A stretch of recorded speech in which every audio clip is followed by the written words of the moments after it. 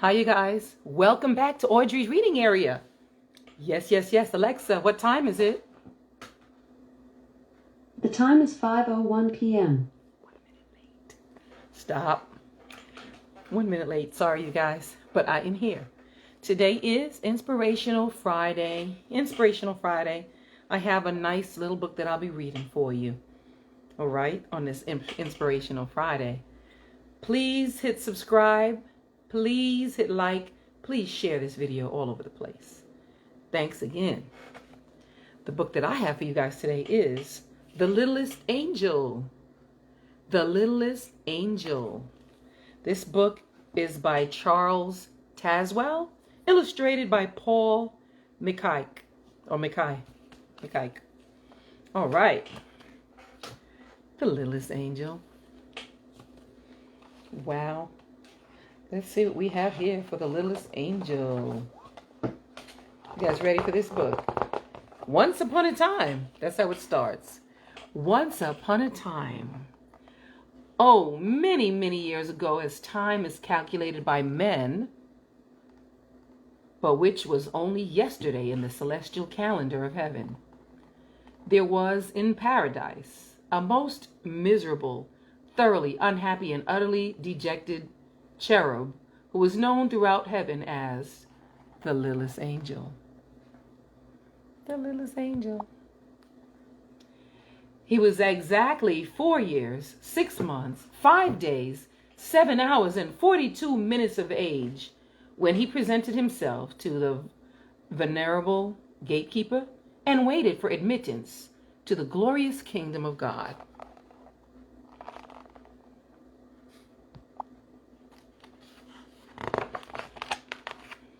Standing defiantly, the littlest angel tried to pretend that he wasn't at all impressed by such unearthly splendor and that he wasn't at all afraid. But his lower lip trembled, and a tear disgraced him by making a new furrow down his already tear-streaked face. Coming to a precipitous halt at the very tip of his small freckled nose. But that wasn't all. While the kindly gatekeeper was entering the name on his great book, the littlest angel, having left home as usual without a handkerchief, endeavored to hide the telltale evidence by snuffing the most unangelic sound, which so unnerved the good gatekeeper that he did something he had never done before in all eternity. He blotted the page.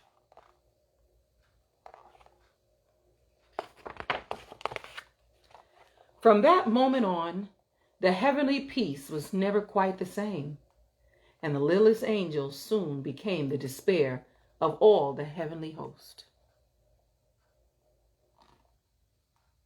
His shrill, ear-splitting whistle resounded at all hours throughout the golden streets.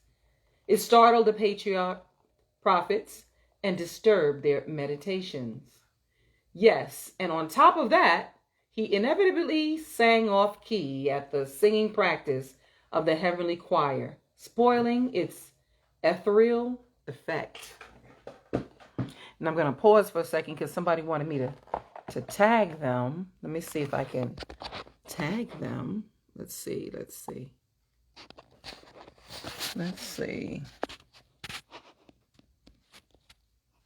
No, that's not it. Which one is the tagging thing?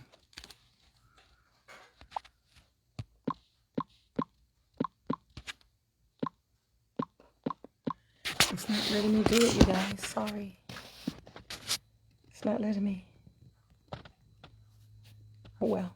Sorry. I tried to tag you. Let me see if this is it. Hey, you guys. I'm going to say hi to everybody watching right now. I'm trying to tag someone.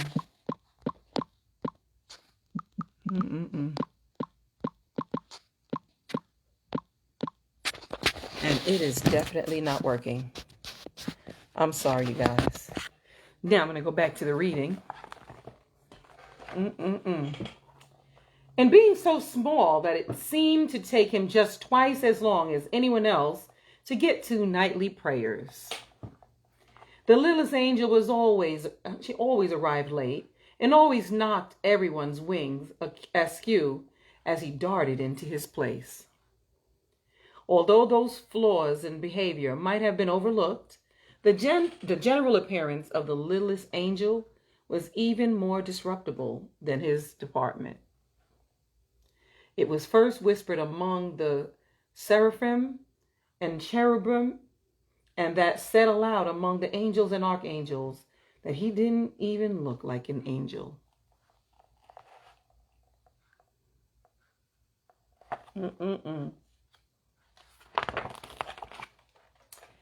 And they were all quite correct. He didn't.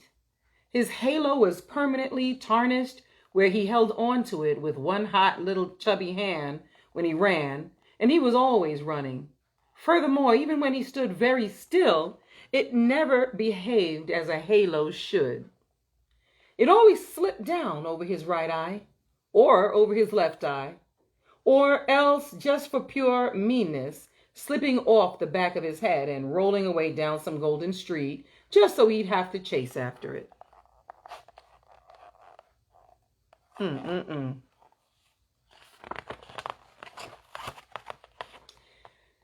Yes. Make sure I got the right page.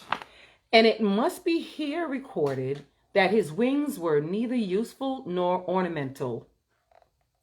All paradise held its breath when the littlest angel perched himself like an unhappy fledgling sparrow on the very edge of a gilded cloud and prepared to take off. He would teeter this way and that way, but after much coaxing and a few false starts, he would shut both of his eyes,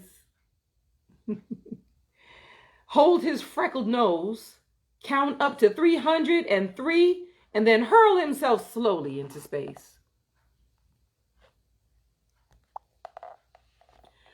However, owing to the regrettable fact that he always forgot to move his wings, the littlest angel always fell head over halo. Head over halo. It was also reported and never denied that whenever he was nervous, which was most of the time, he bit his wingtips. Now, anyone can easily understand why the littlest angel would sooner or later have to be disciplined, and so on an eternal day of an eternal month in the year eternal, he was directed to present his small self before an angel of the peace. The littlest angel combed his hair, dusted his wings, and scrambled into an almost clean garment, and then, with a heavy heart, trudged his way to the place of judgment. He tried to postpone the dreaded ordeal by loitering along the street of the guardian angels, pausing a few timeless moments to minutely inspect the long list of new arrivals, although all heaven knew that he couldn't read a word. And he idled more than several immortal moments to carefully examine a display of harps, although everyone in the celestial city knew that he couldn't play a note. But at length and at last he slowly approached a doorway which was surmounted by a pair of golden scales, signifying that heavenly justice was dispensed within.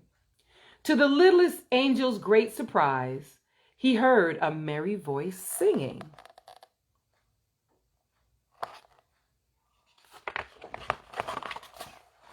The littlest angel removed his halo and breathed upon it heavenly, then polished it upon his robe, a procedure which added nothing to his already untidy appearance, and then tiptoed in.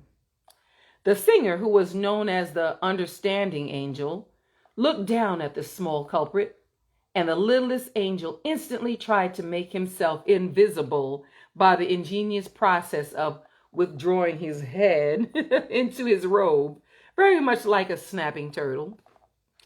At that, the singer laughed, a jolly heartwarming sound, and said, "Oh, so you're the one who's been making heaven so unheavenly.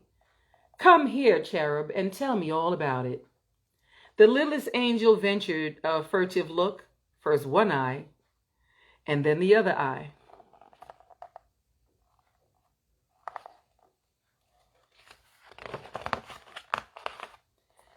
Suddenly, almost before he knew it, he was standing close to the understanding angel and was explaining how very difficult it was for a boy who suddenly finds himself transformed into an angel. Yes and no. Yes, and no matter what the archangel said, he'd only swung once. Well, twice. Oh, all right. Then he'd swung 3 times on the Golden Gate. But that was just for something to do. That was the whole trouble. There wasn't anything for a small angel to do, and he was very homesick. Oh, not that paradise wasn't beautiful, but the earth was beautiful too. Wasn't it created by God himself? Why were there trees to climb and brooks to fish and caves to play at Pirate Chief, the swimming hole, and sun and rain and dark and dawn and thick brown dust so soft and warm beneath your feet?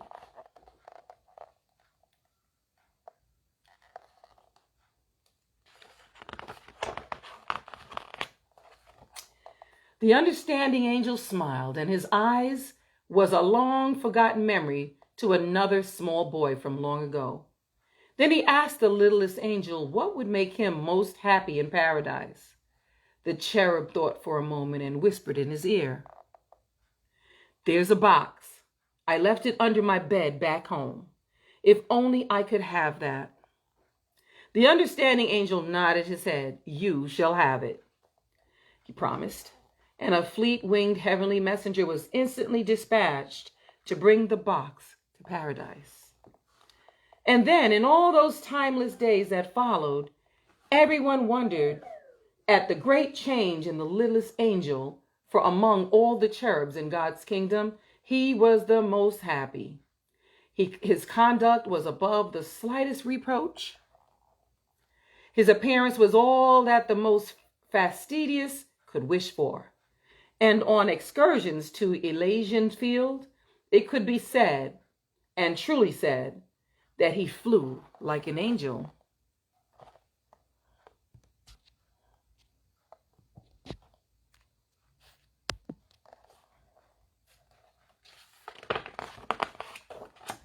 Then it came to pass that Jesus, the Son of God, was to be born to Mary in Bethlehem in Judea. And as the glorious tidings spread throughout the paradise, all the angels rejoiced, and their voices were lifted to herald the miracle of miracles, the coming of Christ's child.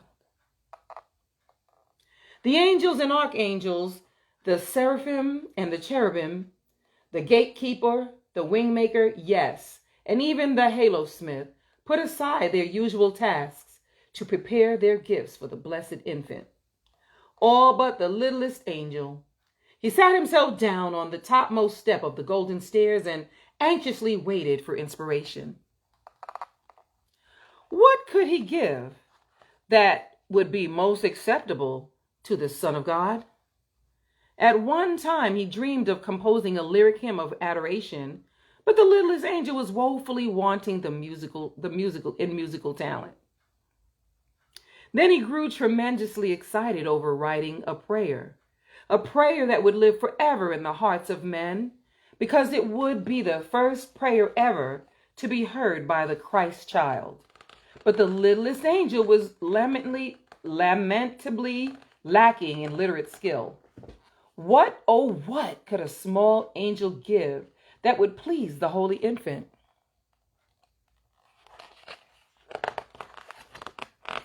The time of the miracle was very close at hand when the littlest angel at last decided on his gift. Then, on that day of days, he proudly brought it from its hiding place behind a cloud and humbly, with downcast eyes, placed it before the throne of God.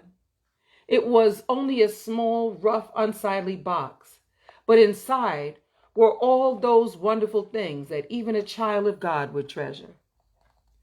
A small, rough, unsightly box lying among all those other glorious gifts from all the angels of paradise. Gifts of such rare and radiant splendor and breathless beauty that heaven and all the universe were lighted by the mere reflection of their glory. And when the littlest angel saw this, he suddenly knew that his gift to God's child was irreverent, and he devoutly wished he might reclaim his shabby gift. It was ugly, it was worthless. If only he could hide it away from the sight of God before it was even noticed. But it was too late. The hand of God moved slowly over all that bright array of shining gifts, then paused, then dropped, then came to rest on the lowly gift of the littlest angel.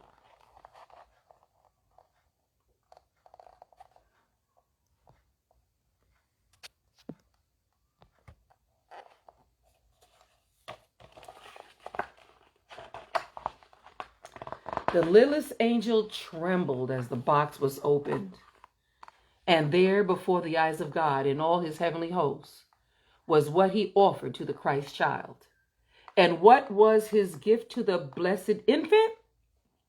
Well, there was a butterfly with golden wings, captured one bright summer day on the hills above Jerusalem, and a sky blue egg from a bird's nest in the olive tree that stood to shade his mother's kitchen door. Yes, and 2 white stones found on a muddy river bank where he, his friends had played like small brown beavers, and at the bottom of the box, a limp, tooth-marked leather strap, once worn as a collar by his mongrel dog, who had died as he had lived, in absolute love and infinite devotion. The littlest angel wept hot, bitter tears, for now he knew that instead of honoring the Son of God, he had been most blasphemous. Why had he ever thought that the box was so wonderful? Why had he dreamed that such utterly useless things would be loved by the blessed infant? In frantic terror, he turned to run and hide from the divine wrath of Heavenly Father, but he stumbled and fell, and with a horrified wall of clatter of halo, rolled in a ball of misery to the very foot of the heavenly throne. There was an ominous and dreadful silence in the celestial city, a silence complete and undisturbed save for the heartbroken sobbing of the littlest angel.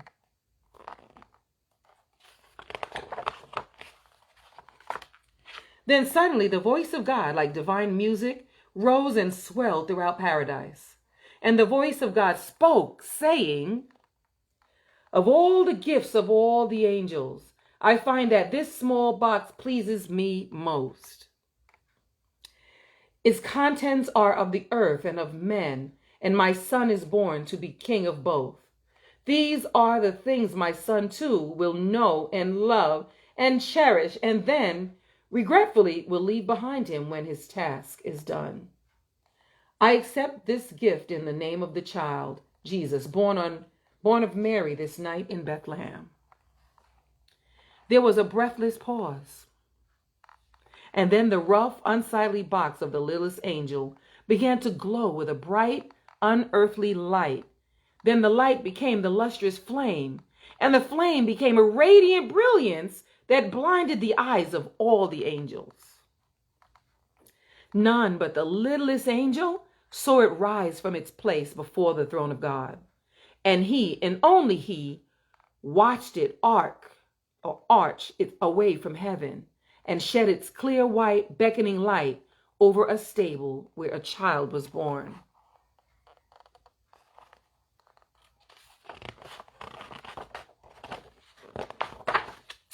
There it shone on that night of miracles, and its light was reflected down the centuries deep in the heart of all mankind.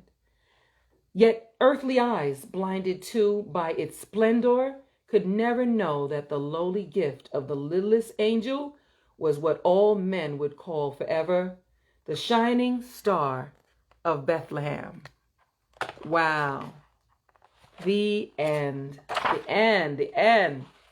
What a wonderful book. The Littlest Angel. The Littlest Angel.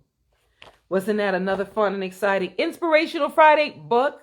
Hope you guys enjoyed it here at Audrey's Reading Area. Please, you guys, hit like and hit share. And then go on over to YouTube and please hit subscribe. It really doesn't cost anything to subscribe to a YouTube channel, especially Audrey's Reading Area. So, all right, you guys. Thank you guys so much. I got my little angels right here. My little angels. All right. Thank you guys so much for joining me. And I will see you soon. Monday, I'll be live at 5. See you soon.